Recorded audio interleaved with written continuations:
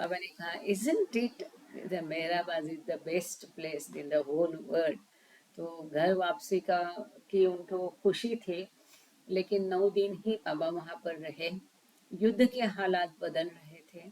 जिस प्रकार से नाजी और जर्मनी वाले सभी मित्र राष्ट्र पर टूट पड़े थे, जो राष्ट्र शांति से छोटे छोटे राष्ट्र जैसे बेल्जियम वगैरह पर, उनके ऊपर भी उन्होंने हमला बोल दिया।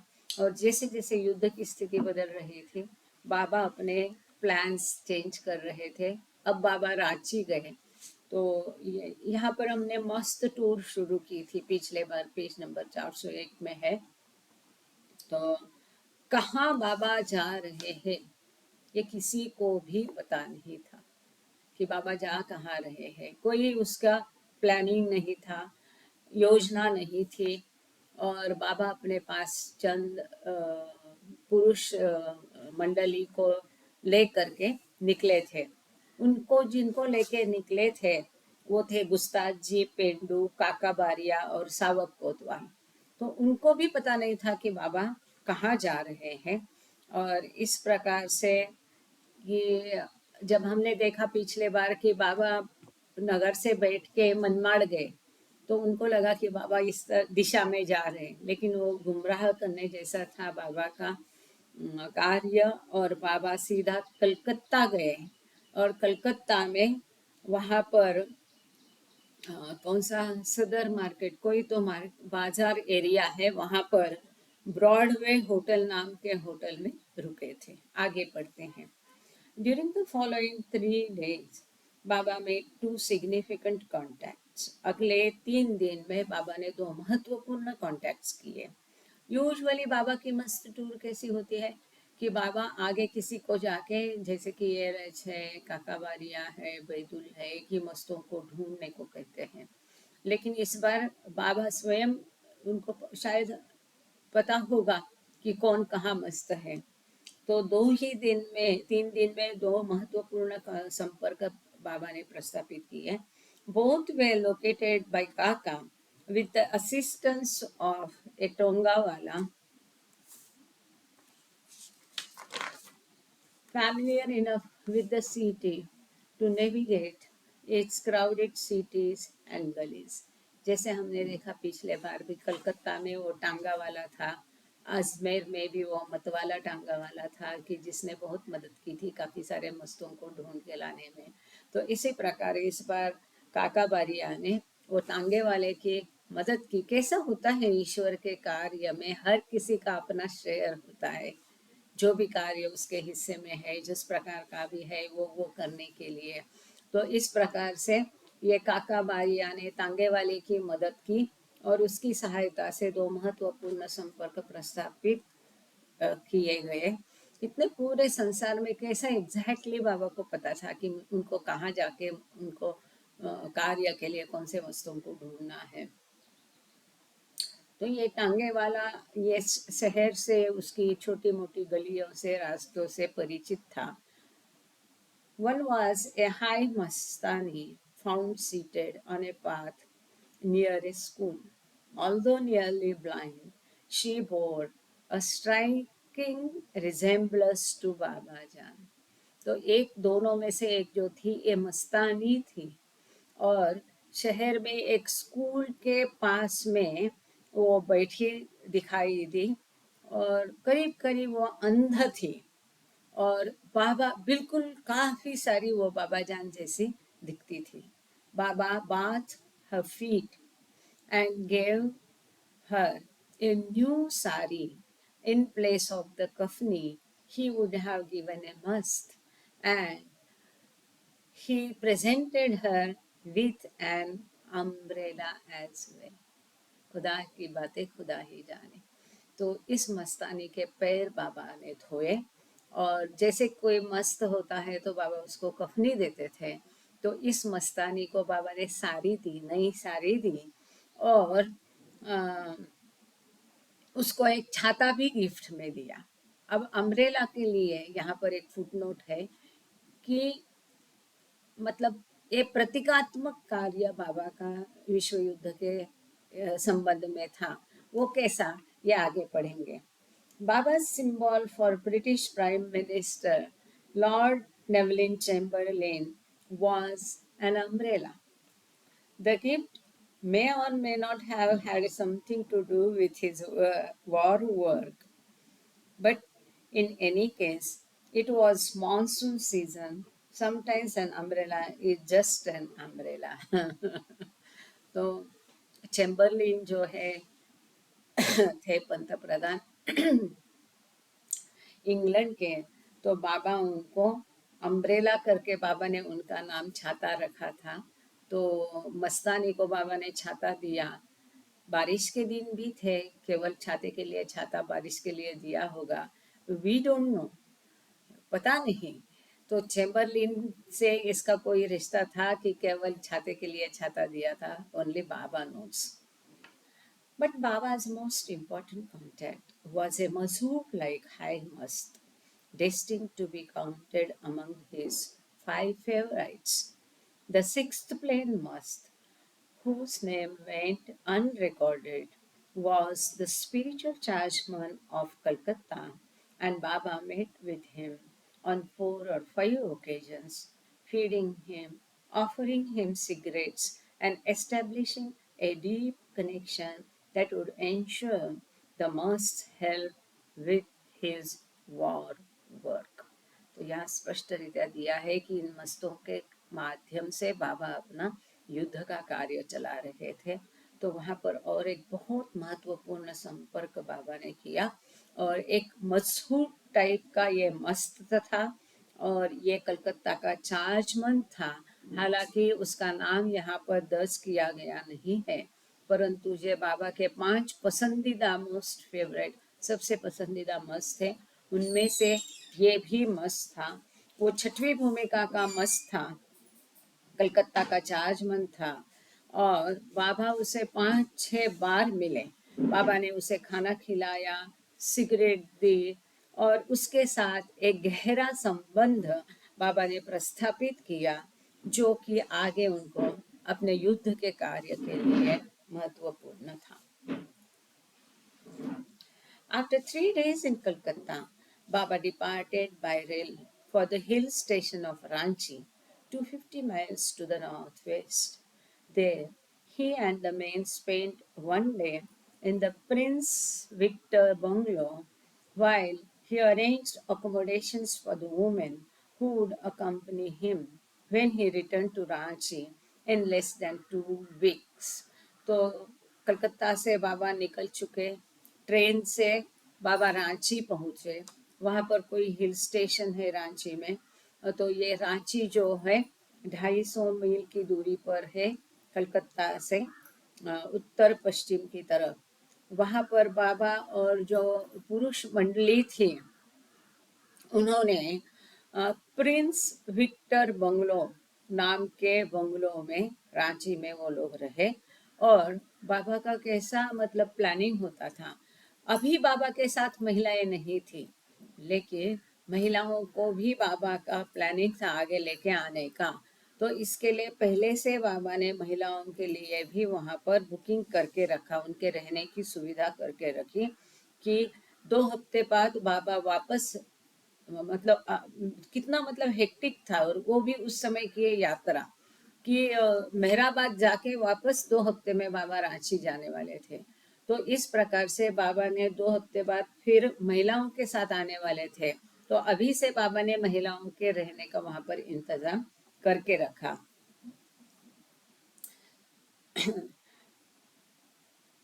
Just before departing, Baba cabled the women to prepare them for the journey. Be ready, leave Mehrabad 5 July. He ordered Gustaji and Savak to remain in Ranchi for the interior. तो रांची से निकलने के पहले ही बाबा ने महिलाओं को टेलीग्राम भेज दिया, और टेलीग्राम पर बाबा ने उनको ये किया कि निकलने के लिए मेहराबाद से निकलने के लिए, मेहराबाद छोड़ने के लिए तैयार रहो 5 जुलाई।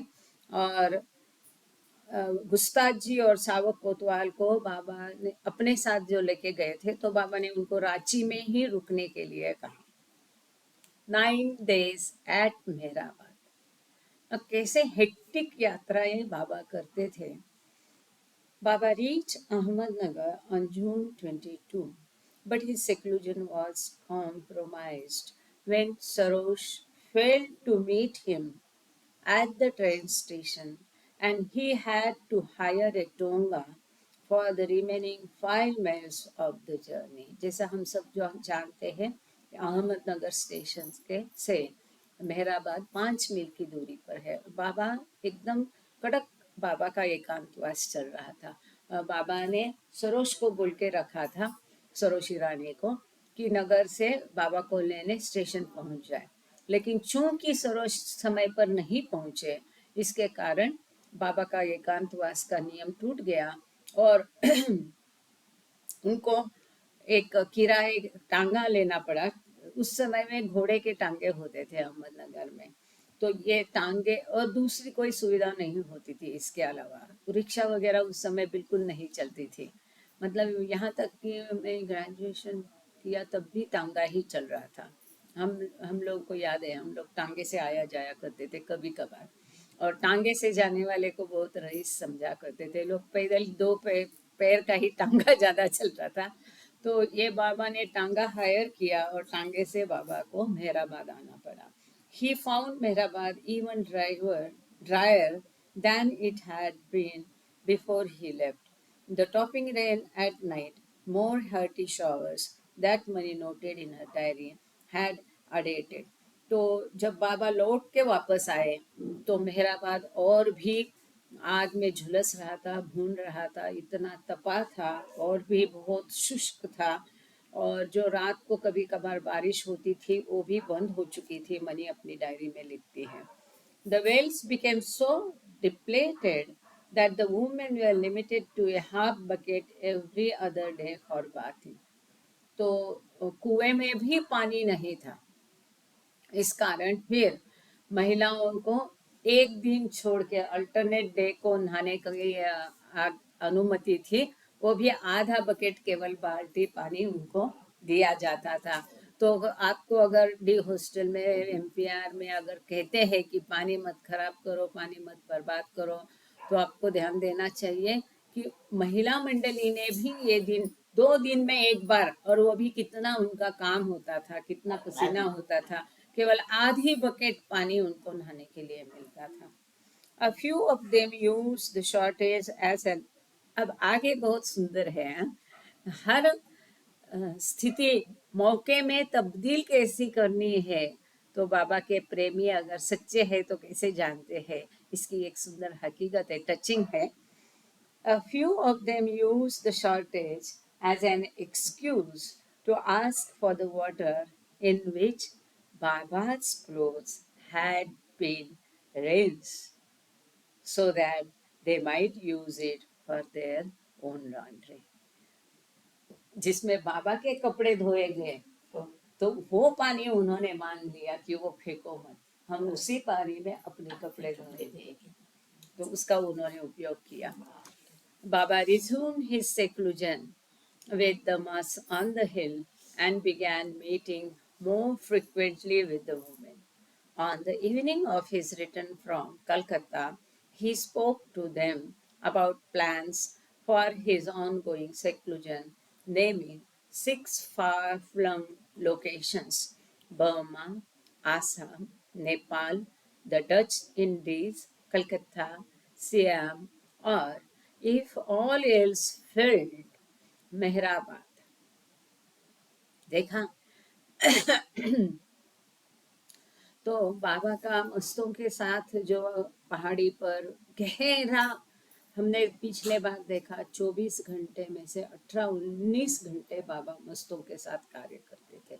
इतना इंटेंस सेक्लूजन, बाबा का एकांतवास चल रहा था।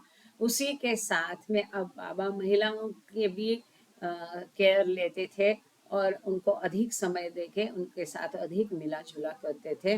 और कलकत्ता से जब बाबा लौटे शाम, तो उसी शाम को उन्होंने महिलाओं से बात की और अपना आगे का जो बाबा की योजना है उसके बारे में समझाया। और बाबा ने ये कहा कि बर्मा, हाँ, जापानीज से, हाँ, आसाम, नीलम जी सुन लीजिए, Nepal, the Dutch Indies, Calcutta, Siam, इन जगहों पर मतलब 3 4 5 6 7 जगह पर बाबा ने योजना बनाई कि वो जाएंगे। अगर ये योजना काम नहीं करती है तो फिर Mehrabad. He promised to make a decision in 3 days. 2 days later, he told them that he had narrowed his choice to three: Assam in far northeastern India, in the foothills of the Himalayas, Burma in the Southeast Asia, and a new one, Eastern Bengal, now Bangladesh, although Mehrabad remained his fallback. तो बाबा ने महिलाओं से कहा कि 3 दिन में ही वो अपना निर्णय उनको बताएंगे, लेकिन 2 ही दिन में बाबा ने अपनी शॉर्ट लिस्ट, वो जो 7 जगह की लिस्ट थी वो शॉर्ट की, और उसमें बाबा ने बताया कि उनका वो चुनेंगे, his choice will be Bharat के उत्तर पूरब में आसाम। देख ला, हाँ, किस प्रकार कितना एकदम विरुद्ध डायरेक्शन में कितना ज्यादा मतलब प्रवासी है, तकलीफ का ही होगा। उत्तर पूरब में आसाम, और उसके बाद में दक्षिण पूरब में मतलब एकदम भिन्न दिशा, हिमालय की गोदी में बर्मा, जो कि एशिया में था उस समय। और एक नई जगह बाबा ने सजेस्ट की जो कि पहली लिस्ट में नहीं थी, ईस्टर्न बंगाल, उस समय पूर्व बंगाल उसको कहते थे, अब उसे बांग्लादेश कहते हैं। हालांकि मेहराबाद तो हमेशा वहां पर लिस्ट में था ही। Money further reduced the possibilities the following day when she recorded, "So we go for 1 month to Ranchi and might go from there to Assam, in which case luggage follows, or return to Mehrabad, in which case we will stay in Mehrabad with Baba but see very little of him." Sorry. तो यहाँ पर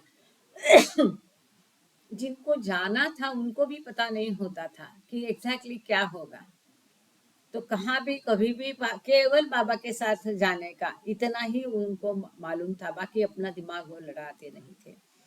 तो यहाँ पर money कहती है कि हम लोग, इसका अर्थ यह है कि शायद 1 महीना रांची जाएंगे और वहां से शायद हम आसाम जाएंगे, और इस केस में पता नहीं हमारा शायद सामान पीछे से आएगा या हम मेहराबाद वापस जाएंगे फिर जाएंगे, तो फिर इस केस में हम बाबा को अधिक नहीं मिल सकते। तो उनको कोई पता नहीं था कि किस प्रकार एग्जैक्टली होगा।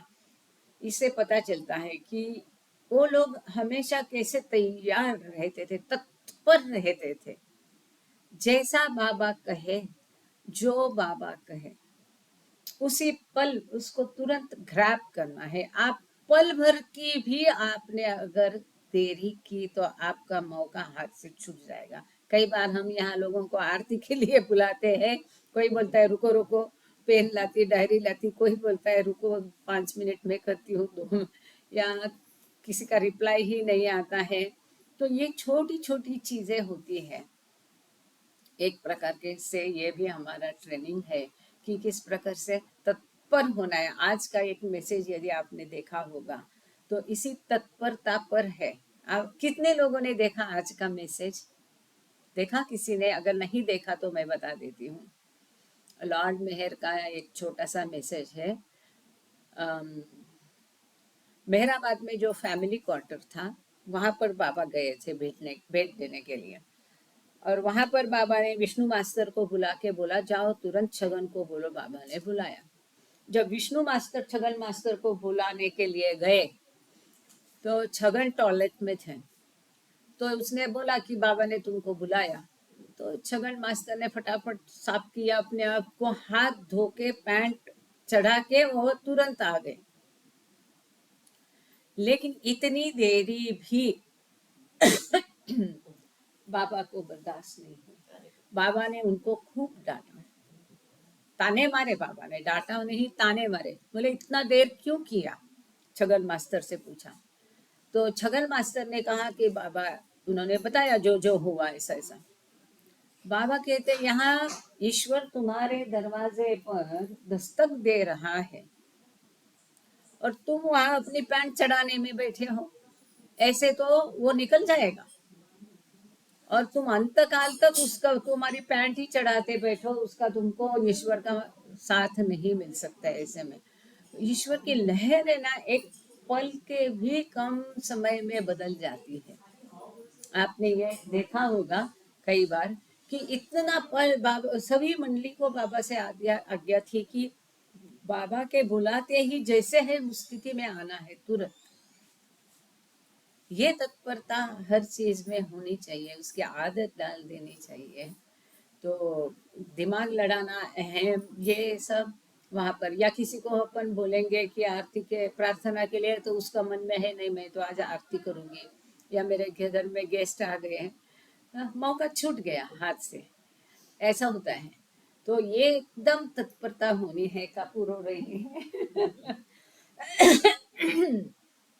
आज ये मैसेज डाला है कुछ ग्रुप में, 4-5 ग्रुप में, देखना जरूर। एनीवे, तो इस प्रकार से मंडली जन तत्पर रहते थे तुरंत। बाबा जो ये महिलाएं भी कहाँ जाना है, कैसे जाना है, कहाँ से जाना है, कहाँ रहेंगे, कोई चिंता नहीं होती थी। डिपेंडेबिलिटी जो है ईश्वर के ऊपर, कितनी सुंदर, 100% उनकी डिपेंडेबिलिटी होती थी बाबा के ऊपर। Baba had to fit in the time he spent with the women around his other work, and there was no set schedule for their gatherings. Kitty had a small brass bell to ring whenever he wanted to summon them, and she would walk back and forth across the compound calling, "Everybody, everybody." तो यहाँ पर इसी का चित्र यहाँ पर भी दिखा दे रहा है। तो हमारा अस्थाई नहीं था। आज की जो छोटी घटना हमने देखी छगन मास्टर की, कि महिलाओं के साथ बाबा का कोई निश्चित समय नहीं रहता था कि कब जाएंगे महिलाओं को मिलने के लिए, है ना। ऐसा नहीं कि साथ की आरती को चले गए तो 6 बजे निकल गए, ऐसा नहीं है। जब भी बाबा का मन करता था, उनके काम से उनको थोड़ा सहूलियत मिलती थी। ऐसा कोई एक, there was no set schedule for their gatherings. महिलाओं को मिलने के लिए कोई ऐसा फिक्स टाइमिंग शेड्यूल नहीं था। एक किटी देवी जो है, छोटी बेल घंटी रहती है ना, जैसे ये रहती है पूजा की भगवान की, तो वो घंटी लेकर के वो पूरे कंपाउंड में किटी देवी घूमती थी, बेल बजा के बोलती थी और बताती थी सबको सबको, बाला बाबा, एवरीबडी, मतलब समझ गया कि बाबा ने बुलाया। एवरीबडी एवरीबडी मतलब सब लोग आ जाओ, बाबा बुला रहे हैं, शॉर्ट में। तो आपको, आप जो भी काम कर रहे, खाना बना रहे, कपड़े धो रहे, नहा रहे, तो एक कान आपको बाबा के बुलावे पर देना पड़ता था। It was the signal for the women to drop whatever they were doing and come to Mehraj's room or else the tin shed where Baba was waiting. तो सभी महिलाओं को पता था अपने हाथ में जो भी काम है वो डाल के तुरंत मेहरा के रूम में सबको आना है, या टीन शेड में आना है बाबा को मिलने के लिए। Mani recalled how Elizabeth would make her way down the stairs from the Western's dormitory, calling, "Come along, keep it, take it, run, come on." तो पाश्चात्य महिलाएं, आप लोगों को पता होगा कि हमने देखा था, मेहर रिट्रीट बाबा ने बनवाया, जहाँ पर म्यूजियम के ऊपर एक मंजिल पहले नहीं थी जो चढ़ाई, और वहाँ पर हमने फोटो भी इसके पोस्ट की थी पिछले एक लेक्चर में, कि वहाँ पर पाश्चात्य महिलाओं को रहने का इंतजाम था। तो ये बेल बजा के जब कीटी देवी घूमती थी, तो मनी लिखती है कि उसको याद है कि कैसे एलिजाबेथ फटाफट फटाफट वो सीढ़ी उतरते उतरते, एक तो वो मोटी थी बहुत, और फिर उससे उतरते उतरते एक तरफ वो अपना जो उसके साथ में कीपी रहती थी कुतिया, तो उसको बोलती थी एक तरफ, "जल्दी जल्दी कीपी, दौड़ो दौड़ो, कमान कमान", मतलब हमेशा कीपी को भी साथ में रखती थी। Baba escorted the women around the compound for frequent walks and talks in the evenings after temperature dropped. He also took them to Sarosh talkies, waking them as early as 5 a.m. so that they could view the movies at private showings arranged by Sarosh. तो महिलाओं को लेकर बाबा शाम को घूमने भी जाते थे, बातें करते, बातें मतलब बाबा की इशारों से बातें होती थी और मनी इंटरप्रेटर होती थी महिलाओं की सब तरफ। जैसे पुरुषों की साइड में इंटरप्रेटर ज़्यादातर एरज रहते थे, महिलाओं की तरफ जब रहते थे बाबा तो मनी इंटरप्रेट करती थी। और इस प्रकार से बाबा उनको समय देते थे। साथ ही सवेरे 5 बजे उठा के 5 बजे का स्पेशल शो उनके लिए सरोज टॉकीज में हुआ करता था, सरोज ईरानी अरेंज करते थे। तो इतने जल्दी उठ के उनको 5 बजे शो के लिए जाना होता था, तो बाबा उनको private show, can you believe 5 बजे फिल्म देखना। इस तरह से बाबा का होता था। Two of the films they saw were Pygmalion, and 4 days later, Laurel and Hardy's A Chum at Oxford, which the ashram's resident film critic Mani deemed excellent and screaming. तो ये आश्रम की जो क्रिटिक थी फिल्म की, ये मनीमाई थी, तो उसने दोनों फिल्म को कहा कि बहुत एक्सीलेंट थी, बहुत ही अच्छी थी। और ये पिग्मैलियन और दूसरी फिल्म थी चैम्प एट एक्सपोर्ट लॉरेल और हार्डी की, ये उन्होंने देखी थी। यहाँ पर एक साइड नोट है और एक फुट नोट है। पहले हम फुट नोट पढ़ते हैं। Japan invaded Burma on December 21, 1941, just 6 months after Baba dropped his trip to Southeast Asia. बाबा ने अपनी दक्षिण पूरब की जो ट्रिप है कैंसिल करने के बाद केवल घोषित की थी, बाबा ने घोषणा की, जैसे हमने अभी देखा कि बाबा बर्मा जाएंगे। इसके बाद में 21 दिसंबर 1941 में जापान ने बर्मा पर आक्रमण किया। His exploration of a trip to Burma may have been one of his means of bringing the world to the Pacific Theater. तो हो सकता है ये युद्ध के बारे में बाबा की एक कार्य था, प्रतिमात्मक कार्य था, गतिविधि थी कि इस प्रकार से बाबा ने उसको चालना दी थी। यहाँ पर इस दो फिल्म को जो अभी हमने जिक्र किया उसके बारे में साइड नोट है, वो पढ़ के फिर आगे जाएंगे। Based on the George Bernard Shaw plays MGM's Pygmalion 1938 1938 की ये फिल्म है। पिछले बार हमने जो फिल्म का जिक्र देखा था 1937 की मेक थी, है ना, विजार्ड ऑफ ऊज।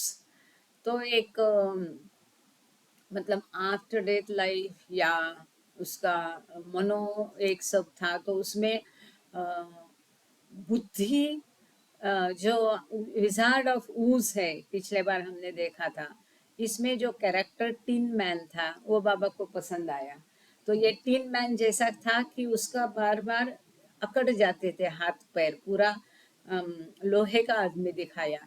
और उसके पास एक तेल का ये बुदली टाइप था, वो बार बार उसमें तेल डालती थी और फिर उसके हाथ पैर शुरू हो जाते थे।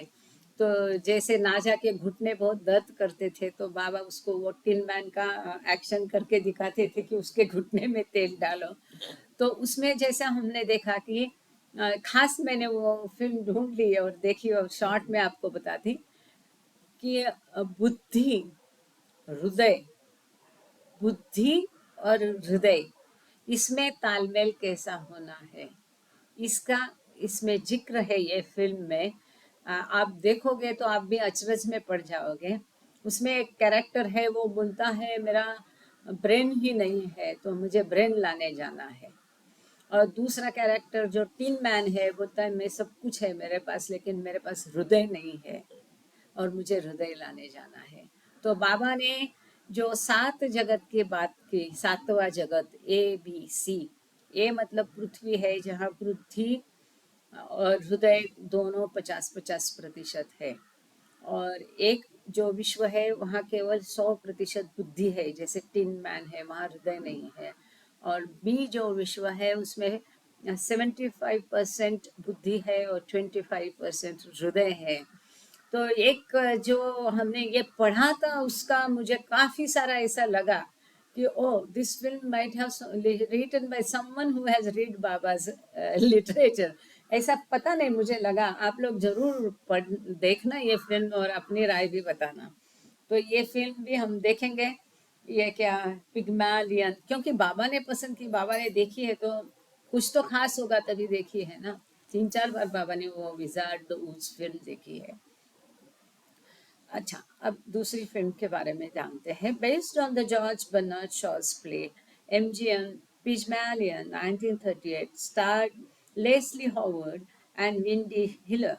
तो इन्होंने इस फिल्म की जानकारी दी है। MGM द्वारा, वो नहीं का लायन का ऐसा चित्र रहता है, वो वाली फिल्म है, उनका मेक मॉडल है ये।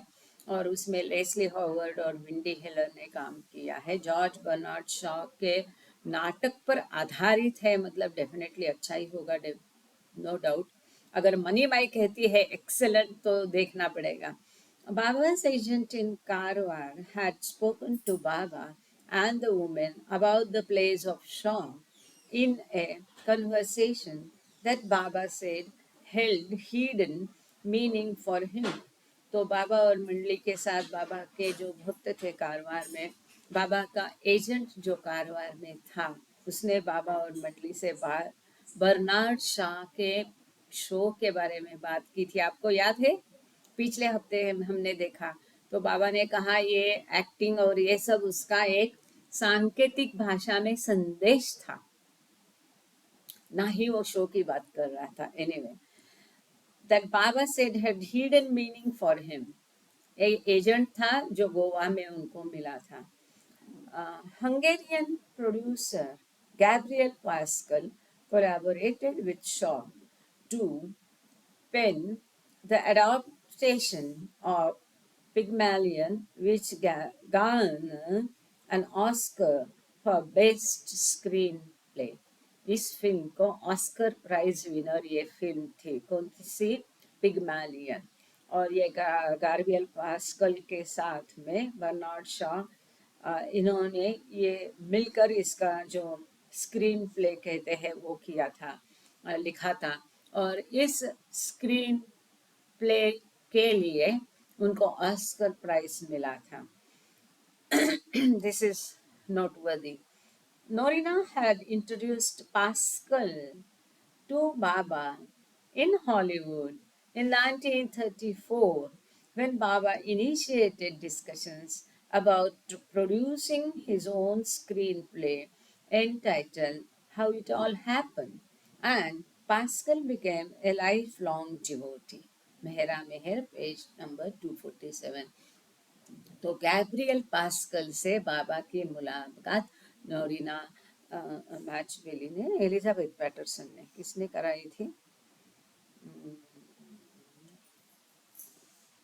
नोरिना मैचबेरी, प्रिंसेस नोरिना मैचबेरी जो, हाँ जय बाबा, लंदन की थी। जय बाबा।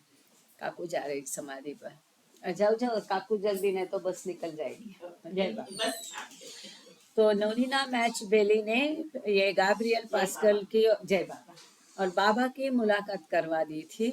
और ये चाहते थे कि बाबा जो फिल्म बनाना चाहते थे, हाउ इट ऑल हैपन, इसके बारे में काफ़ी इन डिटेल चर्चा हमने फ्राइडे के इसमें की है, Meher Baba's early messages to the West. तो ये गैब्रियल पास्कल जो बहुत जाना माना था, तो बाबा का आग्रह था कि वही स्क्रीन प्ले करें। और उसके लिखे हुए 3-4 स्क्रीन प्ले थे, उसमें से कौन सा चुनना है वगैरह। तो 1934 में उसकी बाबा से मुलाकात हुई थी, उसकी बनाई ये फिल्म 1938 की बनाई फिल्म बाबा ने बाद में देखी है। और ये गैब्रियल पास्कल बाबा का हमेशा के लिए भक्त बन गया था। It's very interesting. आगे चलते हैं। In between trips to the cinema, the woman entertained Baba by enacting yet another Mani's plays. This time, the characters portrayed playing cards come to life, and props and wardrobe manager Rano constructed their costume out of sheets of cardboard painted with the four suits in a deck of cards. तो ये जो movies देखना, बाबा का एकांतवास, इन सब के बीच में महिलाएं भी बाबा के लिए स्क्रीन प्ले या नाटक ये कर रही थी। और मनी की आइडिया थी, उसने क्या किया था, जो पत्ते रहते हैं ना, पत्ते क्या कहते हैं, ताश के पत्ते, है ना, तो ये राजा रानी गुलाम बादशाह स्पीक बादाम क्या जो भी होगा, तो ये ताश के पत्ते जिंदा हो जाते हैं। और फिर क्या होता है, इंटरेस्टिंग थीम थी। तो इसके लिए ये प्रॉपर्टी और वार्डरोब का जो काम था, कॉस्ट्यूम्स बनाना वगैरह, ये काम जो है ये राणो के लिए ने किया था। राणो के लिए इस जो नाटक बाबा के लिए ये लोग बना रहे थे, तो इस नाटक का कॉस्ट्यूम्स वगैरह सब काम राणो के लिए ने किया। तो उसने क्या किया, कार्डबोर्ड के से वो स्पीक बादाम ऐसे सब आकार बनाए, वो भूमिका के लिए, उनके उनके लिए। मतलब कितना जान डाल के ये लोग हर कोई चीज करते थे जब बाबा के लिए करते थे। तो Mani composed the script in Urdu. So the Westerners had to memorize their lines phonetically without having any idea of what they were saying. तो मनी ने जो पूरा प्ले लिखा था, नाटक लिखा था, वो उर्दू भाषा में लिखा था। और इसी को वेस्टर्नर्स को बाय हार्ट करना था, है ना, उसको मेमोराइज करना था, वेस्टर्नर्स को याद रखना था, बिना जानते हुए कि वो डायलॉग में क्या कह रहे हैं, उसका अर्थ जाने बिना वेस्टर्नर्स, पाश्चात्य महिलाओं को अपना डायलॉग बोलना था, वो भी उर्दू भाषा में। तो कितना मजा आया होगा बाबा को, यू कैन जस्ट इमेजिन। और कैसे कैसे कल्पना लड़ाती थी मणिमय, really. Erin contracted laryngitis 3 days before the grand performance and had to observe silence in the hope of regaining her voice. तो इरिन बिलोजियो थी, हमें पता है। तो इसको ये नाटक के 3 दिन जब शो था, उसके 3 दिन पहले उसको फेरेंजाइटिस हो गया, मतलब एक गले का इन्फेक्शन होता है, पूरा गला लाल होके अंदर से सूज जाता है, बात नहीं कर सकते हैं। और फिर उसको डायलॉग वो बोल ही नहीं सकती थी, तो उसको पूरा मौन लेना था। Baba called donkey Chhagan and Eruch from Bangalore to accompany him when he returned to Ranchi with the women. तो बाबा मेहराबाद से 9 दिन में वापस रांची गए महिलाओं के साथ। इस समय बाबा ने जो बेंगलोर में कुछ पुरुषों को बाबा ने रखा था, उनमें से डोंकिन, एरच और छगन मास्टर, इनको बाबा ने बुला लिया और साथ में रांची लेके गए। Donkin recorded in his diary that he had received a letter. I think I am going on tour with Baba. Anyhow, I definitely hope so. It seems as if the women mandali will be packed somewhere, not at Mehrabad, while Baba and a few men mandali will go on tour, perhaps to Persia or northern India, near Afghan and Russian frontier, but we will see.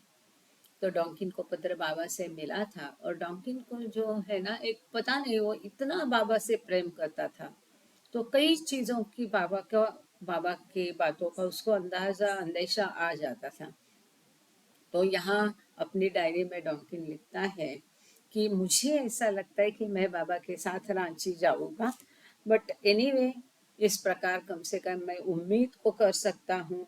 ऐसा लगता है कि बाबा के साथ महिलाएं शायद जाएगी नहीं, या तो बाबा डेफिनेटली उनको अपने एब्सेंस में मेहराबाद में ही रखेंगे, या तो कुछ महिलाओं के साथ बाबा शायद जाएंगे, पर्शिया जाएंगे, या तो उत्तर भारत जाएंगे जो कि अफगान या रशिया के नज़दीक है। देखते हैं क्या होता है। तो ये अटकलें लगा रहा है। A few days later, when Donkin received his official orders to return to Mehrabad, he wrote, "My heart leapt right up." तो उसको बाबा ने पत्र लिख के बुलाने के पहले उसे लगा था कि मुझे बाबा बुला सकते हैं। ये होती है दिल से दिल की बात, है ना। पहले ही जान जाना सामने वाले का क्या है, तो कितना मतलब वो बाबा से प्रेम करता था और सही अंदाजा था। तो उसको थोड़े ही दिन में इसने ऐसा नोट डायरी में लिखा, उसके पश्चात थोड़े दिन में उसको ऑफिशियल ऑर्डर मतलब बाबा से बकायदा पत्र मिला, और बाबा ने उसे बुला लिया कि मेहराबाद आ जा। तो वो बोलता है मेरी खुशी का ठिकाना नहीं था। When he arrived, Baba cautioned him that from August 1st, for 1 year, he would have to work very hard indeed at surgery in India, sewing up born people and what not. तो बाबा ने उसे कहा कि 1 अगस्त से उसे भारत में वास्तव में सर्जरी का बहुत गहरा अनुभव लेना पड़ेगा, और वो बमबारी में जो लोगों के शरीर के चिथड़े हुए उनको सीना पड़ेगा, नहीं पता नहीं क्या क्या ना जाने उसे करना पड़ेगा। Tonkin was not the only one who referred to Baba's plans for bringing the women with him as a matter of parking them somewhere. Mehra Meher makes the rather startling observation that to the men responsible for the booking and residential arrangements, the women were just so much extra baggage. तो यहाँ पर मेहर में मेहरा माई भी अपना opinion दे के कह रही है कि केवल डॉन्किन को ही ऐसा अंदाजा आया था, ऐसा नहीं है कि महिलाओं को कहीं बाबा और जगह रखेंगे, परंतु मेरा माई कहती है कि महिलाओं को कहीं भी ले जाना है तो उनका रहने का इंतजाम करो। ये सब जो झंझट है इनसे महिलाएं हमेशा दूर रही, उनको कभी ये करना नहीं पड़ा, और ये सारा झंझट वाला काम पुरुष लोग हमेशा उनके लिए करते रहे। ये महिलाएं वो कहती है कि हम लोग बाबा के साथ केवल एक एक्स्ट्रा बैगेज जैसे थे, क्योंकि मस्त कार्य के लिए, मस्तों को ढूंढने के लिए, कुछ भी कार्य के लिए है तो पुरुष ही जाते थे। जगह ढूंढना है पुरुष ही जाएंगे। हम क्या करते थे? कुछ भी नहीं करते थे, केवल एक बोझ थे हम बाबा के साथ में, ऐसा वो कहती है। Mani recalled that the women were for the most part blissfully unaware of the challenges faced by the men who were assigned the sometimes unenviable task of finding accommodations that would meet Baba's stringent requirements for maintaining their seclusion. तो money भी लिखती है कि बाबा के इतने कड़ाई से निर्देश होते थे महिलाओं के लिए जगह ढूंढने के लिए, कि उनका एकांतवास का ख्याल रखने के लिए, और इतनी सब कड़क सभी नियमों का पालन कर करके नई जगह जा करके वो जगह ढूंढना आसान काम नहीं था। लेकिन ये काम हमेशा पुरुष करते थे बाबा की आज्ञाओं का पालन करने के लिए, और ये संभवतः असंभव कार्य होता था वास्तव में। सही मायने में बाबा ही उसे करवाते थे इनडायरेक्टली, लेकिन उसके लिए जिम्मेदार कौन थे? उसकी जिम्मेदारी हमेशा पुरुषों पर थी। और ये जो आह्वान उनके सामने था, पुरुषों के सामने एक चैलेंज था, उससे महिलाएं हमेशा बची, ऐसा मनी लिखती है। वो लिखती है, we didn't see the men, we didn't know what they did, all the dirty work had to be done on that end. तो ये सब झंझट मगजमारी है वो लोग करते थे। वो क्या करते थे, कहाँ जाते थे, हम तो पुरुषों को देखते भी नहीं थे, तो हमें पता नहीं है कि वो लोग क्या करते थे। But Chanji was accustomed to taking into account the woman's special needs. When Baba asked him to make arrangements for the journey, he contacted the chief traffic manager of the GIP, Great Indian Peninsula Railway in Bombay, requesting special consideration. Some of the members of the party have been observing certain strict disciplines in a spiritual seclusion, and the guard in charge of the train may be specially instructed to allow none to occupy the compartment. In order to enable the party to occupy the same absolutely undisturbed atmosphere. ऐसे ऐसे आदेश थे कि आज की तारीख में जो हमें असंभव लगते हैं, ऐसे आदेशों का पालन ये लोग रेलवे जैसे अथॉरिटी से भी करवाते थे। तो चांजी जो थे, महिलाओं की क्या ज़रूरतें होती है, किस प्रकार से काम करना है और उनके अज्ञातवास या सेक्लूजन को भी बरकरार कैसे करना है, इसका खूब ख्याल रखता था। बढ़िया अरेंजमेंट हमेशा वो करता था और इसके सिलसिले में उसने उस समय कहा जाता था ग्रेट इंडियन पेनिनसुला GIP। तो इसके रेलवे के जो चीफ ट्रैफिक मैनेजर थे, उनको उन्होंने रेलवे के जो थे बॉम्बे में, उनको स्पेशल कंसिडरेशन के लिए पत्र लिखा, टेलीग्राम भेजा कि हमारे दल में कुछ महिलाएं ऐसी है कि आध्यात्मिक कारणों के लिए वो एकदम कड़ाई से एकांतवास में है। तो इसके लिए हम चाहते हैं कि मनमाड़ में इनके डब्बे में कोई भी ना चढ़े, है ना। संभवतः असंभव कंडीशन लग रही है, लेकिन जब बाबा का काम और बाबा की आज्ञा है, वहाँ बाबा के बारे में सोचना है, औरों के बारे में नहीं। यही गलती जीवन में कभी नहीं करना, अभी बाबा होए या नहीं होए। हमेशा हमें सोचना है कि बाबा के बारे में, बीच में मैं, तू, हम, आप कोई नहीं। फोकस बाबा, वो क्या सोचेगा, ये क्या बोलेगा, ये नहीं। हम उसको खुश करने आए हैं कि हम हमारे प्रियतम बाबा को खुश करने हैं। तो इस प्रकार से उसने बिना कोई आनाकानी, विदाउट एनी हेजिटेशन, इस प्रकार से पत्र लिखना कि उनको स्ट्रिक्ट सेक्लूजन चाहिए और जो गार्ड ट्रेन में है उसको आप निर्देश दे के, आज्ञा दे के, ऑर्डर दे के लिख दीजिए कि इनकी कूपी में, बोगी में कोई भी आए नहीं, ताकि ये बिल्कुल अनडिस्टर्ब, इनको कोई बाधा नहीं होए, व्यत्यय नहीं होए, है ना। अगर अभी कोई किसी को ऐसे आज्ञा दे तो क्या दिमाग लड़ा के ये संभव है क्या, ऐसा कभी होगा क्या, क्या ना जाने आर्ग्यूमेंट होंगे। इस प्रकार से बाबा के लोग थे, बाबा की मंडली थे और इसीलिए वो बाबा के थे, इसीलिए बाबा के साथ थे और बाबा भी उनको ऐसी ताकत, ऐसी बुद्धि, ऐसा हृदय देते थे। Chanji went on to request third class, अच्छा ये भी नहीं है कि फर्स्ट क्लास है, it was a third class compartment from Manmad to Chakradharpur station on the Bombay Calcutta Mail via Nagpur for Meher Baba and party, guaranteeing the purchase of tickets for as many as 30 women and 13 men.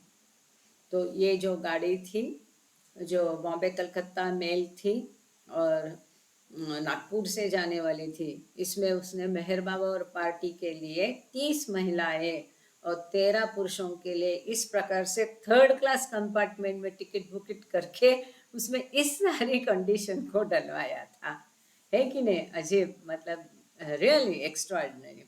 During the 9 days Baba spent at Mehrabad before returning to Ranchi, he set in motion plans for an extraordinary new phase of war work, one which would entail the assistance of not only all his Murli, but also of devotees all over India and in the West.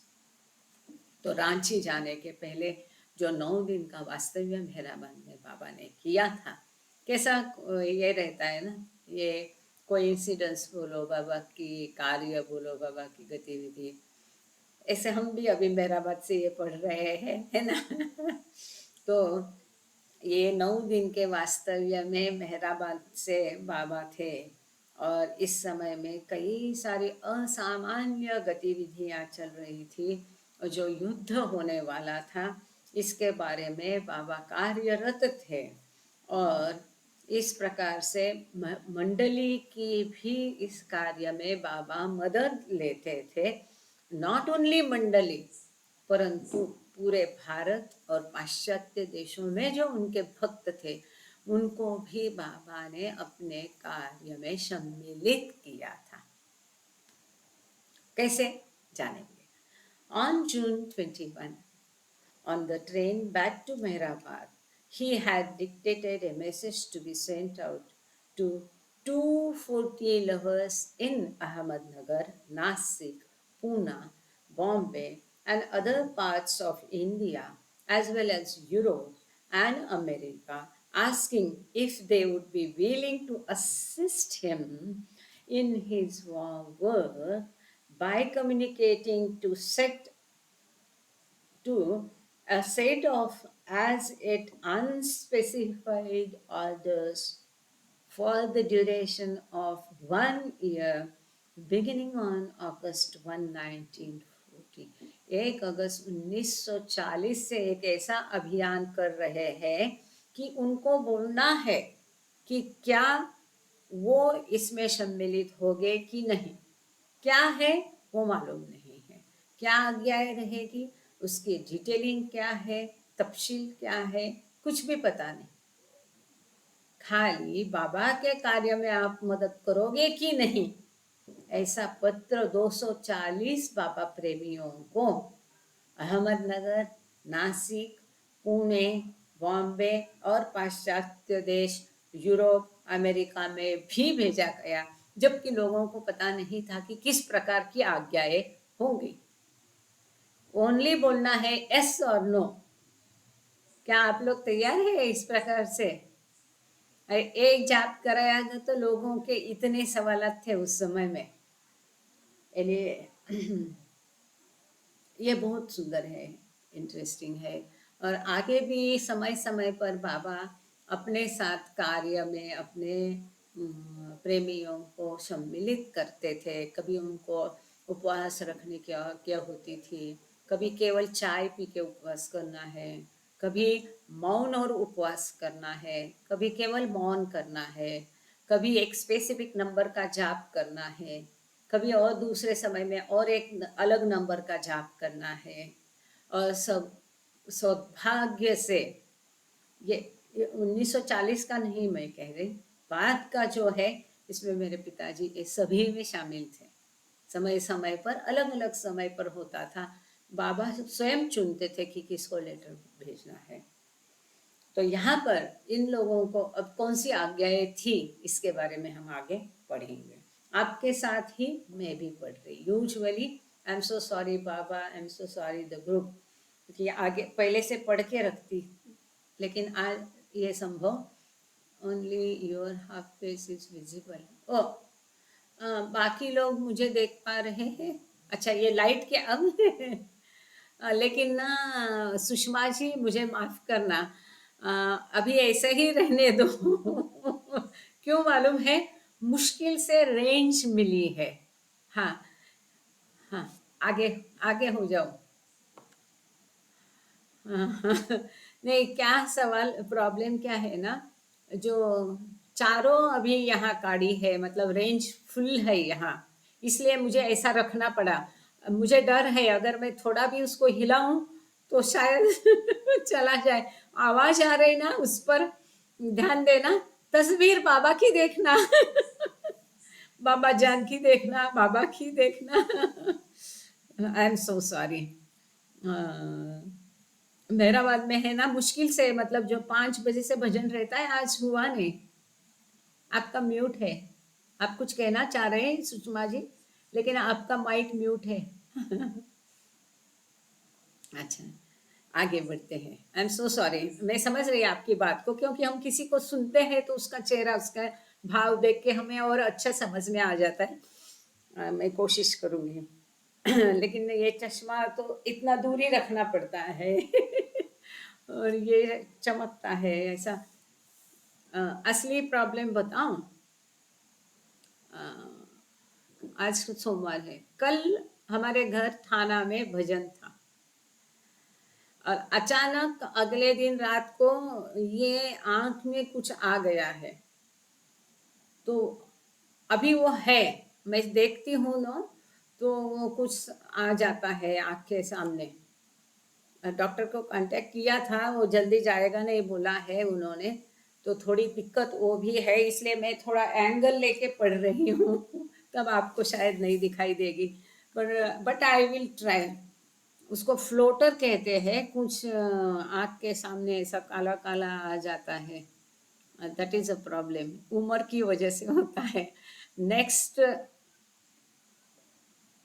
जी, उसको पहले भी था, इस आँख में pressure था, लेकिन हम लोग उस दिन भजन था घर में कल, और आज इधर आना था तो मैंने किया नहीं है ना बाबा, ही विल टेक केयर। नहीं, थोड़ा गोली वगैरह शुरू किया है।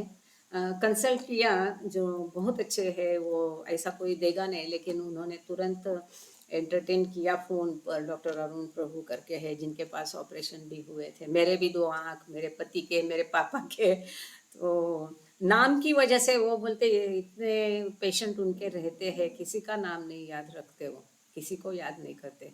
लेकिन ये मेहर कृपा नाम की वजह से उनको बाबा की किताब भी दी थी, तो उन्होंने फ़ोन पर ही एंटरटेन किया और बता दिया मुझे कि डरो मत, जल्दी जाएगा नहीं, धीरे धीरे जाएगा, बस फ्लैशिंग नहीं होना है, और जो डॉट्स दिख रहे वो बढ़ना नहीं चाहिए। ऐसा, उसको फ्लोटर्स कहते हैं शायद। कुछ पानी आ जाता है उसमें आँख में। खैर, तो मैं कोशिश करती हूँ, हाँ, आप थोड़ा बर्दाश्त कर लीजिए। जय बाबा। हाँ, जय बाबा। The present world chaos and the universal suffering are absolutely necessary for the eventual universal spiritual upliftment and for a new world wherein peace, love, and divine aspirations will reign supreme. ये शायद बाबा कह रहे हैं, मैंने बताया ना, मैं पढ़ के नहीं रखा है, I couldn't do that well, advance preparation मैं करके नहीं रखी थी। या thank you Shashi ji, I am so sorry, sorry Baba कि मैं ये पढ़ के नहीं रखा। 405 नंबर पेज तक ही पढ़ा था, आगे मैं प्रिपेयर नहीं किया है, तो आपके साथ ही पढ़ रही हूँ। शायद ये बाबा ने कहा है। तो बाबा कहते हैं कि अभी की संसार की हालत और विश्व की जो सफरिंग्स है और यातनाएं हैं, पीड़ाएं हैं, ये बिल्कुल ज़रूरी है for the eventual universal spiritual upliftment. अंततः विश्व का जो आध्यात्मिक उत्थान होगा, उसके लिए अभी की जो यातनाएं हैं जरूरी है, एक नए संसार के लिए जहाँ पर शांति, प्रेम और दैवी दिव्यता जो है उत्थान पर होगी। एकदम अधिक महत्व स्पिरिचुअलिटी या दिव्यता को, देवत्व को दी जाएगी। None should therefore feel scared and dismayed, bearing in mind the certainty of this bright future. इसके लिए अभी जो माहौल, मतलब उस समय बहुत खराब माहौल था विश्व में, दूसरे महायुद्ध का, कितने लोगों की जान जा रही थी, भूख मर गई थी, सब उथल पुथल, अव्यवस्था, अनिश्चितता, सब लोग डरे हुए थे। तो बाबा कहते हैं डरने की जरूरत नहीं, अंततः यह आध्यात्मिक फायदे के लिए ही है, इसलिए आपको डरना नहीं है। ये ध्यान में रखते हुए कि आगे फ्यूचर जो है ब्राइट है।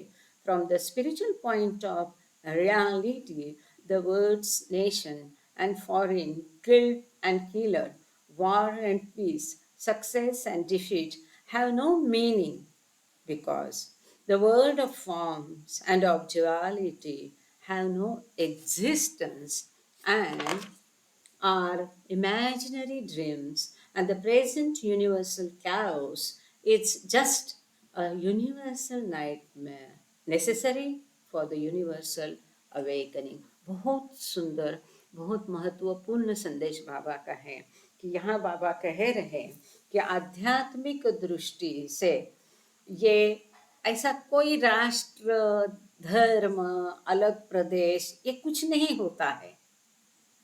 यदि हम आध्यात्मिक दृष्टि से देखेंगे तो कोई मरता नहीं, कोई मारता नहीं है, कोई युद्ध नहीं, कोई शांति नहीं, कोई यश नहीं, कोई जय नहीं, कोई पराजय नहीं। इसका कोई अर्थ ही नहीं है। क्यों? क्योंकि ये रूपों का जगत है, ये द्वैत का जगत है, जिसका कोई अस्तित्व वास्तव में नहीं है। और ये सारा एक काल्पनिक स्वप्न है। और ये अभी का जो वैश्विक उथल पुथल है, ये केवल एक विश्व की एक नाइटमेयर जैसा है, जो कि विश्व के जागरूकता के लिए अत्यावश्यक है। बहुत सुंदर है, क्योंकि ये सब द्वंद्व है, ये द्वंद्व द्वैत का भाग है।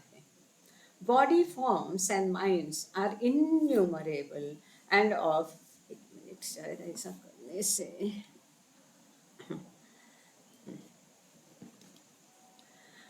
body forms and minds are innumerable and of infinite variety, but souls are all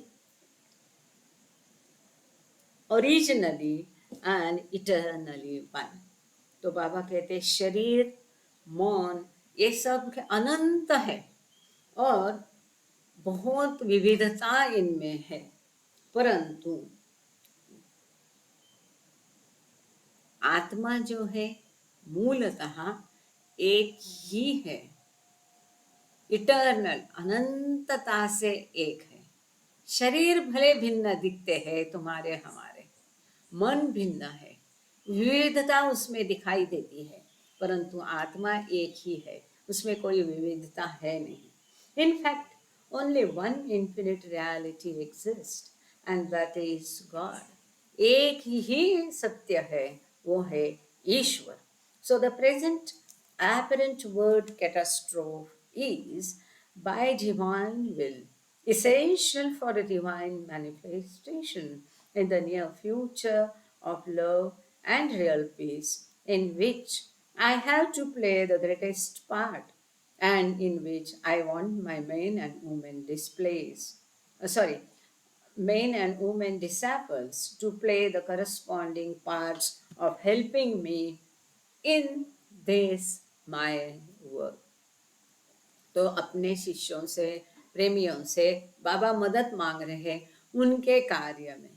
बाबा कहते हैं वास्तव में एक ही सत्य है जो अस्तित्व में है, और वो है ईश्वर। इसलिए अभी की जो विश्व में उथल पुथल है, ये दैवी इच्छा से है, और जो कि दैवी प्रगटीकरण के लिए आवश्यक है।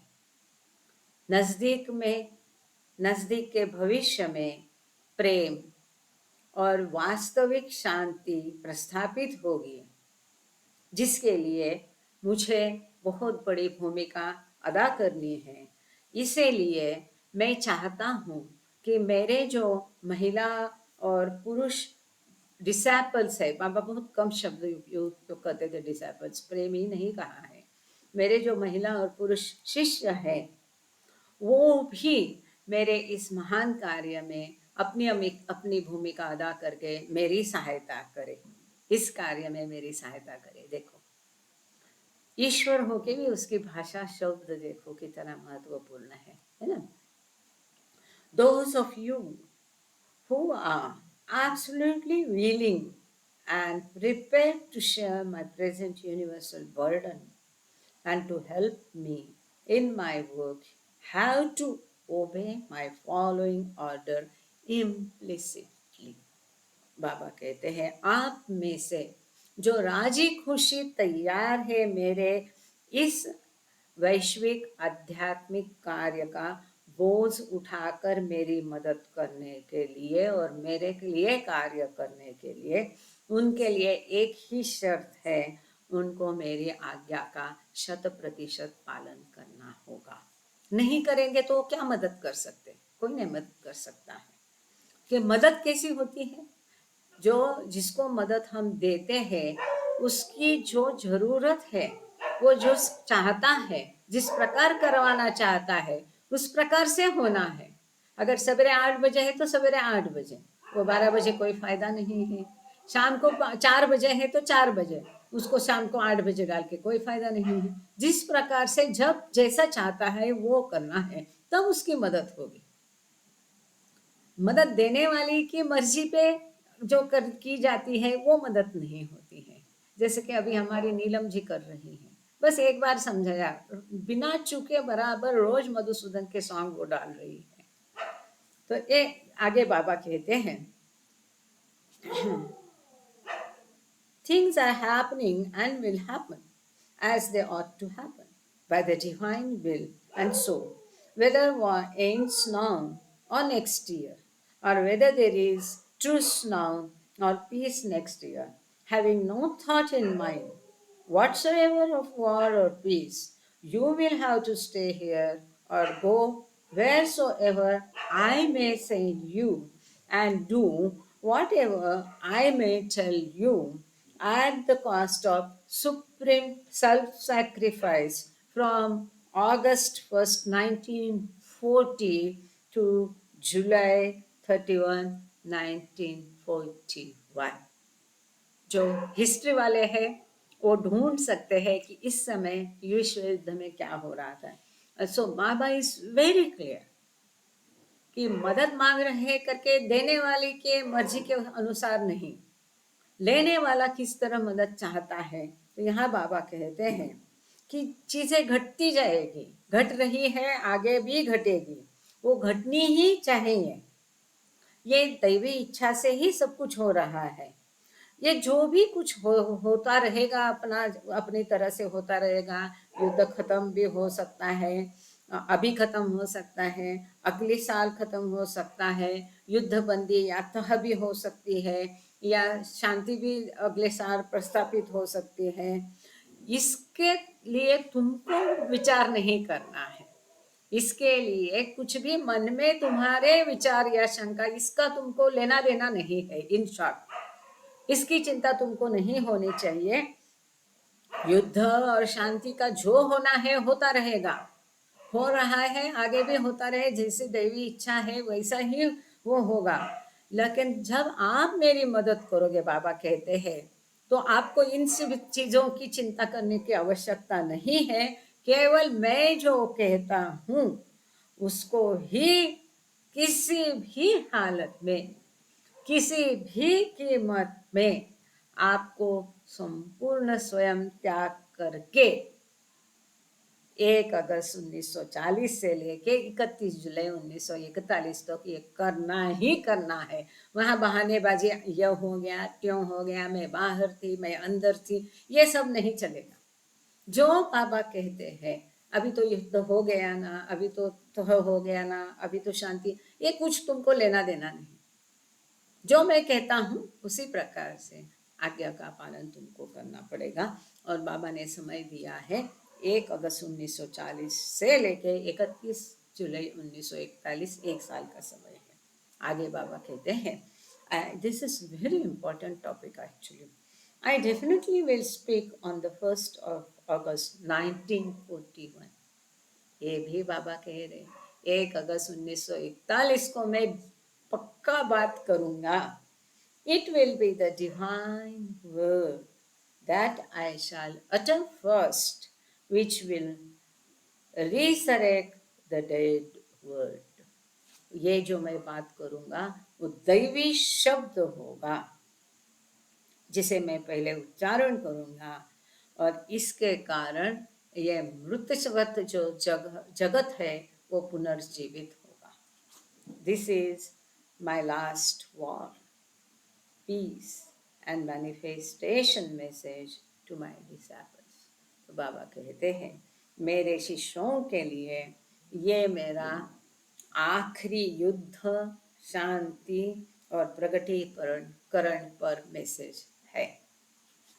Without exception, all 240 lovers replied that they would participate. हमने देखा था कि 240 लोगों को पत्र भेजकर बाबा ने कहा कि जो भी मैं कहता हूँ करने को आप तैयार है कि नहीं है। तो 240 से 240 सभी बाबा के भक्त है भाई वो। और बाबा पूछ रहे, आखिर करके बाबा ने चुन के ही काम दिया होगा, अरे ये काम का नहीं है, इसको पूछो मत, अरे ये काम करेगा। और अगर बाबा स्वयं उनको निष्ठा निश्चय बल देते हैं। 240 जिनको भेजा पत्र, सभी ने इसको कंडीशन को स्वीकृत किया और कहा कि इसमें बाबा के कार्य में वो सम्मिलित हो जाएंगे। It is no wonder, ऐसा, it is no wonder that Baba undertook such an intense phase of work with his lovers at this time. तो ये कोई आश्चर्य नहीं कि इस समय बाबा ने अपने भक्तों के साथ में इतना गहन कार्य शुरू किया था, उनसे करवा रहे थे। News from the European front was growing increasingly bleak, and Mani's diary entry from the 25th constituted a grim summary of Hitler's conquests to date. तो इस समय यूरोपियन देशों में बहुत खराब हालत चल रही थी, दिन ब दिन इतनी खराब स्थिति थी, दुर्बल बनते जा रहे थे। मनी की डायरी में 25 तारीख को जो एंट्री लिखी है, इसमें हिटलर के जो जय है, जे उसके बारे में डेट के हिसाब से उसने लिखा है। वो लिखती है 25th Paris falls to the German. 25 तारीख को जर्मन ने पेरिस का पराभूत किया। News of France accepting Germany's terms after the fate of Poland, Czechoslovakia, Finland, Austria, Holland, Denmark and Belgium। जिसे हमने देखा कि इन देशों पर भी जर्मनी ने हल्ला बोल दिया था।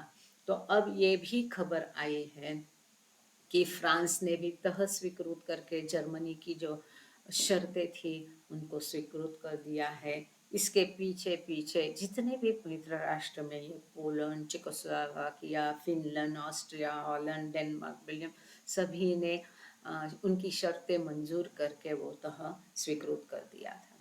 But Mani's diary entry is so abbreviated that it does not convey the complexity of the French situation. Paris had fallen to German forces on June 14, but negotiations for France surrender to Germany were not completed until the 22nd and only went into effect on the 25th, the day she made the entry. तो यहाँ पर ये Susan जो writer है उसने और अधिक जानकारी इसके बारे में लिखी है। वो कहती है कि इसके विषय में मनी की एंट्री डायरी में बहुत संक्षेप में है, और इस समय जो फ्रांस की सिचुएशन को पूरी तरह से हम समझ नहीं सकते। वो सिचुएशन ऐसी थी कि जर्मनी फोर्स के आगे 14 जून को पेरिस ने हाथ टेके थे, लेकिन इनके निगोशिएशन जो बातें हैं, शर्तें हैं, चलती रहती थी। उन्होंने सरेंडर भी कर दिया था, फ्रांस ने जर्मनी के आगे घुटने टेक दिए थे, लेकिन वास्तव में है ना, एक तरफ जिसको कहते हैं हम बातचीत होती रहती है और एक तरफ युद्ध चलता रहता है। तो ये ऐसे ही सिचुएशन कुछ स्थिति थी, और ये 22 तारीख से चल रही थी, लेकिन असल में इसका परिणाम 25 तारीख को दिखाई दिया। On June 29, Baba told the women what they could expect during the period of time he had set aside for this special phase of work. तो 29 जून को बाबा ने महिलाओं को भी बताया कि इस समय में उनसे क्या उम्मीद बाबा इस समय में, ये जो ऐसी घड़ी है, तो उस समय उनको क्या भूमिका या रोल अदा करना है। आगे बाबा लिखते हैं, from August 1st 14, doomsday will start for the whole world. Not for one moment will people feel safe in any part of the world for a year. All over the world, there will be earthquakes, floods, famine, and new diseases. तो बाबा कहते हैं 1 अगस्त 1940 जो है पूरे विश्व के लिए एक विनाशकारी डूम्स डे रहेगा, जहाँ पर एक पल के लिए भी पूरे विश्व के किसी भी कोने का कोई व्यक्ति अपने आप को सुरक्षित नहीं पाएगा। यह हालत 1 साल के लिए रहेगी। पूरे विश्व में इस प्रकार से कहीं क्या कहते हैं अर्थक्वेक को हिंदी में, भूचाल आएंगे, कहीं बाढ़ आएगी, कहीं अकाल आएंगे, कहीं नए नए बीमारियां आएगी। मुझे लगता है अभी भी यही हालत है, नहीं कोई आज की तारीख में पिछले 3-4 महीने से जो हम देख रहे हैं कुछ इस प्रकार का ही चल रहा है कि नहीं, कि कहीं बाढ़ है, भूचाल है, कहीं साइक्लोन है, यही चल रहा है। आगे those skilled in war will be nothing compared to those who will be killed by floods, famine, plague, etc. तो बाबा यहाँ कहते हैं कि जो युद्ध में मारे जाएंगे उनकी तुलना में इस प्रकार से बाढ़, अकाल, प्लेग में मरने वालों के भी दशा कोई अलग नहीं रहेगी, कम नहीं रहेगी। फेमाइन या मेरा प्रोनाउंसिएशन ठीक नहीं है, मुझे माफ करना। Famine like once in Persia where millions died in a single year. This famine half world will have, Baba कहते हैं जब पर्शिया में अकाल गिरा था, एक ही साल में लाखों लोग मरे थे। ये जो अकाल होगा या आधा विश्व निकल जाएगा। People will forget war, victory, defeat. ऐसा अकाल होगा कि लोग युद्ध, जय, पराजय सब भूल जाएंगे, क्योंकि भूखमरी जो है वो सबसे बड़ी खतरनाक होती है। अभी की हालत देखो, ऐसे बाढ़ आए हैं, गांव की गांव उजड़ गए हैं, खेत खलियान पूरी मिट्टी तक बह गई हैं। अभी नहीं समझ में आएगा, लेकिन फसल होकर के जब धान मार्केट में आता है और यही खेतों का धान मार्केट में नहीं आएगा, शॉर्टेज होगा, तब दुनिया को पता चलेगा। तो इसके बारे में ऐसे भी लोगों को पहले से सोचना चाहिए। तो यही विचार बाबा यहाँ पर रख रहे हैं कि ऐसे अकाल आएगा कि लोग युद्ध, जय, पराजय सब भूल जाएंगे। I remember it was 17 years ago when I was having tea with the Mandali at the bungalow, which is now the Mast Ashram in the mess quarters. I told them all about this war, when and how it would happen, etc. तो बाबा कहते हैं, मुझे याद है आज से 17 साल पहले जब मैं मंडली जन के साथ चाय पी रहा था, अभी जो मस्त आश्रम है, जो मेस क्वार्टर तभी थे, उस बंगले में बैठकर हम चाय पी रहे थे, तब मैंने मंडली जन को इस विश्व युद्ध और इसके बारे में जो भी घटनाएं हैं 17 साल पहले मैंने मंडली को बताई थी। बाबा कह रहे, this war will bring complete destruction. ये जो युद्ध है इसके कारण पूरा विनाश होगा। America won't suffer less, her backbone will snap. इसमें अमेरिका भी बचेगी नहीं और उसका पूरा रीढ़ की हड्डी टूट जाएगी, मतलब पूरा बैठ जाएगा वो भी। This year into bracket from 1st October 1940 to July 31st 41 will be a hard test for the 240 who have signed to obey me implicitly according to their ability.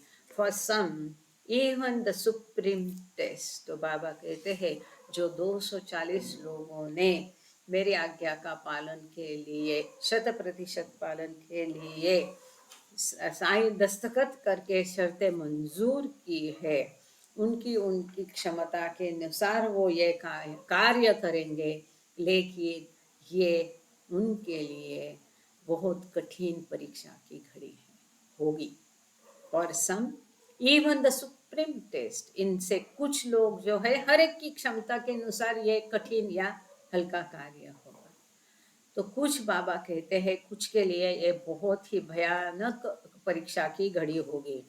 I too shall suffer lot physically. Baba कहते हैं मैं भी भौतिक दृष्टा, शारीरिक दृष्टा बहुत यातनाएं झेलूंगा।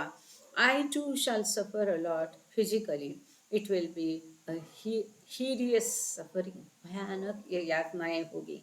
आई विल लिटरली डाई फिजिकली, मैं करीब करीब इतना यातनाएं झेलूंगा कि करीब करीब भौतिक दृष्टि में मरा हुआ होगा। December will be the most important month of my seclusion. और बाबा कहते हैं कि मेरे एकांतवास का दिसंबर महीना ये सबसे अधिक महत्वपूर्ण होगा। The following day, Baba again discussed the impending orders. Mani recorded his comments in a brand new envelope diary called Baba's Dictation to the Women Mandali. Baba gave the women one last chance to back out before he issued the orders. तो money लिखती है, अगले दिन बाबा ने इन आज्ञाओं के बारे में चर्चा की और बाबा की सभी कमेंट मनी ने अपनी डायरी में लिखी। और उसके डायरी का कवर पर उसने लिखा कि महिला मंडली को बाबा के द्वारा डिक्टेशन। महिला को बाबा ने फिर से कहा कि तुम्हें अगर अभी भी इसमें से माखा लेनी है कि ये मंजूर नहीं करना तो तुम अभी भी पीछे हट सकती हो, मंजूर कर तुम आगे मत आओ मदद देने के लिए, कोई बात नहीं, लेकिन एक बार आप आगे आके फिर अपने वायदे से मुकर जाते तो सबसे बेकार। इसलिए बाबा कहते अभी आप सोचो इसके बारे में, अभी भी आपको ड्रॉप आउट होना है, कोई बात नहीं है। Now anyone who says no, leave me for good without arguing. I won't argue but say you leave me now. Baba कहते हैं कि जो इसमें सहभागी नहीं होना चाहता है, मुझे छोड़ के चले जाओ अपने भले के लिए। कोई आर्ग्यूमेंट मैं नहीं करना चाहता हूँ, मैं भी आर्ग्यूमेंट नहीं करूँगा, आपने भी कोई उसके explanation is a most dirty part. If someone fails to do the things and then he or she keeps telling this and that, we are not interested in listening this excuses what we got. तो बाबा कहते हैं आपको कोई argument करने की, excuse देने की जरूरत नहीं, मैं भी नहीं आर्ग्यूमेंट करूंगा, लेकिन मैं इतना कहूंगा अभी मुझे छोड़ के चले जाओ। You leave me now, no one did, किसी ने पीछे नहीं हटे। But as if to diffuse the severity of his warning, he took the woman to Sarosh Talkies 2 days later to see the cartoon feature Gulliver's Travels. तो as if कि ये हालात को थोड़ा ईज करने के लिए, लाइट करने के लिए 2 दिन के पश्चात सभी महिलाओं को लेके Baba, after all he is the compassionate father, तो सरोज टॉकीज लेके गए सिनेमा देखने के लिए गुलिवर्स ट्रैवल्स नाम का पिक्चर। यहाँ पर एक साइड नोट महत्वपूर्ण है, ये हम पहले पढ़ेंगे और शायद उसी में हमारा आज समय निकल जाएगा। ये जो महत्वपूर्ण 31 आज्ञाएं बाबा ने ये 240 लोगों के ग्रुप को दी थी कि अपने कार्य में उनको सम्मिलित करने के लिए, इसको हम कल पढ़ेंगे। कल समय पर सबने समय पर जुड़ना, बीच में छूटना नहीं, पूरा समय ध्यान दे के सुनना। और आज जो बचे हैं जो जुड़े नहीं हैं उनको भी कहना। क्यों? क्योंकि पहले मैं तो व्यक्तिशः आपको मैसेज डालती थी, ब्रॉडकास्ट मैसेज डालती थी। अब पता नहीं 10 दिन से मेरा ब्रॉडकास्ट मैसेज जा ही नहीं रहा है। आज मैंने राकेश से भी चर्चा की, उसने भी मुझे कुछ कुछ बताया। एक तो मैं वैसा भी दिखने में दिक्कत है तो मैं कुछ कर नहीं पाई। तो please don't wait for a personal message of link. Meher Baba announcement, Meher Baba gathering में मैसेज आता है और सभी ग्रुप में, काफ़ी सारे ग्रुप में मैसेज और लिंक आती है, तो उसको देख के जुड़ जाइएगा। अभी हम वो साइड नोट पढ़ते हैं। I try to finish it in 4 minutes। Baba's dictation उसके पहले फिर इन टाइम पे okay, Baba's dictation to the women mandali is yet another journal that Mani maintained during the Blue Bus era. It opens with the words from Baba's dictation on alphabet board during informal talks at gatherings of all women Mandli, then staying with Baba. This is very, very important. कि money ने ये अलग एक diary लिखी, ये diary अलग कि क्या हुआ, कहाँ गए, कहाँ खाए, कहाँ सोए, क्या हुआ, क्या देखा। लेकिन बाबा ने जो डिस्कोर्सेस दिए महिला मंडलियों को, उसका एक अलग डायरी मनी ने मेंटेन की है, बाबास डिक्टेशन टू द वुमेन मंडली। ये एक अलग डायरी मनी ने मेंटेन की ब्लू बस के दौरान। और इसमें उसने लिखा है कि अल्फ़ाबेट बोर्ड पर बाबा ने जो डिक्टेशन महिलाओं को दी है, बाबा के अनौपचारिक भाषण है, टॉक्स है उसमें महिलाओं के लिए जो बाबा के साथ उस समय में रहती थी, उनके लिए। तो this is very important, we have to find this anyway. The notes were recorded between June 29, 1940, 2 months after the end of the second Blue Bus tour, and March 17, 1941, 4.5 months into the third tour.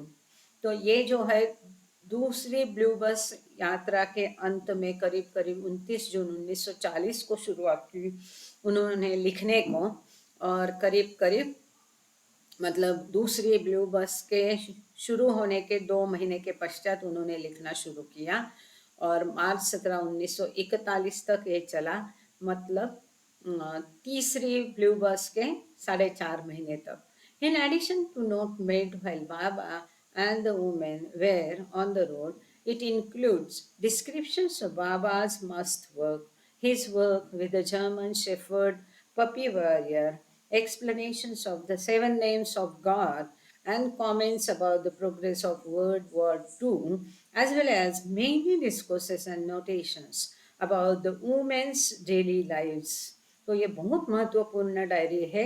इसमें इसी के साथ उन्होंने बाबा और महिलाओं के road पर जो इसमें सारी बातें होती थी, साथ ही में बाबा के मस्त कार्य के बारे में, जो जर्मन शेफर्ड है उसके साथ में, साथ ही बाबा ने 7 नाम जो है हरि परमात्मा अल्लाह, इसके बारे में एक्सप्लेनेशन, और दूसरे महायुद्ध के बारे में टीका टिप्पणी, और इसी साथ में कई सारे बाबा के डिस्कोर्सेस है और कई सारे नोटेशंस है जो बाबा ने महिलाओं को इस दौरान दिए हैं। तो ये साइड नोट अपनी कंप्लीट हुई नहीं है, इसको हम कल देखेंगे। Thank you Baba, thank you all of you. अवतार मेहर बाबा की जय। बलराज देशपांडे भाऊ, आप प्रेयर करेंगे? समय हो गया, तुरंत शुरू करेंगे तो अच्छा है। एक पल की भी देरी नहीं होना है, तत्पर। जुन्नेवार भाऊ, कौन तत्पर है? प्रार्थना शुरू करिए तुरंत। अवतार मेहर बाबा की जय। थैंक यू बहु, जय बाबा। शुरू करिए, जय बाबा।